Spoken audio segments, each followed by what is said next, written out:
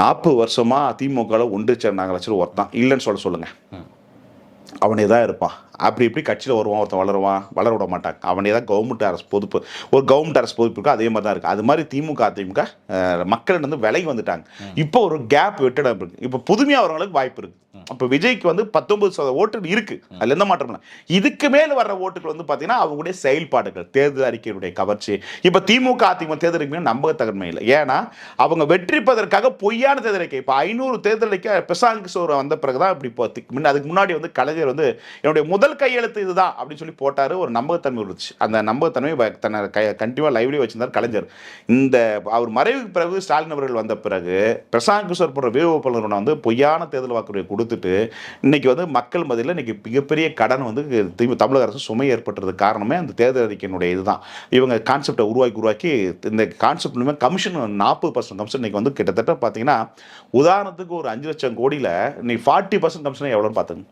Okay, இது மட்டும்னா மீதி வந்து மணல், டாஸ்மார்க் இதெல்லாம் பார்த்தீங்கன்னா கொள்ள வருமானம். ஸோ செக்க வருமானம் இட்டிட்டாங்க, பிஞ்சிட்டாங்க. அதனால தான் முன்னெல்லாம் வந்து பார்த்தீங்கன்னா கண்டக்ட் போஸ்டிங், டிரைவர் போஸ்டிங், அந்த போஸ்டிங் இந்த போஸ்டிங்லாம் இப்போ அது போகிறதே இல்லை. அவங்க இப்போ ஈட்டுறதே வேறு, பில்டிங்கு ரோடு அது இதுன்னு அதில் தான் வந்து கைவிட்டு பெற விஷயங்கள் ரொம்ப கரப்ட் கார்பரேட்டாக செய்கிறாங்க. ஸோ இது அதிமுக செஞ்சு இது திமுக செய்கிறாங்க. 2 பேருமே இவங்க தீய சக்தி தான்.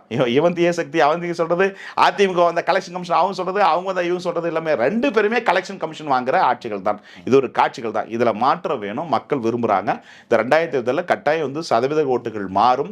ஒரு 7% வாக்கள் தான் டிஃப்ரெண்ட். 37-39% தான் தேர்தல் முடியும். அப்படிங்கும்போது இப்போ இந்த 7% வாக்கள் தாவேக ஓட்டை சரிஞ்சா திமுக பிளஸ் அமையும். திமுக ஓட்டு சரி இப்படி போனால் இந்த தொங்கு சட்டம் அமைய கூட வாய்ப்பு இருக்கும். இல்லையா இவங்க சொல்ற மாதிரி ஓஹோன்னு மக்கள்லாம் செழிப்பாக இருக்காங்க, மாரிமலை பெய்கிறது, ஏண்டாம் புலிகேசி படத்திலே சொல்வது போல மன்னா மக்கள்லாம் மகிழ்ச்சியா இருக்கிறார்கள், மழை பெய்கிறது, மாரிமலை பொழிகிறது, மும்மலை பொழிகிறது, மக்கள் செழிப்பா இருக்கிறாங்க அப்படின்ற நிலைமையில இல்ல. மக்களிடம் வறட்சி இருக்கிறது, வறுமை இருக்கிறது, ஏழ்மை இருக்கிறது, போதை இருக்கிறது, குக்கைன் இருக்கிறது, அனைத்து விதமான பொருட்களும் இங்கே மக்களுக்கு சகஜமாக கிடைக்கிறது. விலைவாசி உயர்வு பெருகி இருக்கிறது. விண்ணை எட்டி மேல வேலை எங்கேயோ 12 போயிருக்கிறது விலைவாசி உயர்வு. இதே திமுக முந்தைய ஆட்சியில் விலைவாசி கட்டுறதை போராட்டம் பண்ணாங்க. இன்னைக்கு அதே விலைவாசி ஏறிப்பட்டிருக்கிறது. வரிகள் கட்டுவது உயர்த்தப்பட்டிருக்கிறது. இப்படி ஒரு செயலிழந்த அரசாக இந்த அரசு இருக்கிறது, முந்தைய அரசு இருக்கிறது.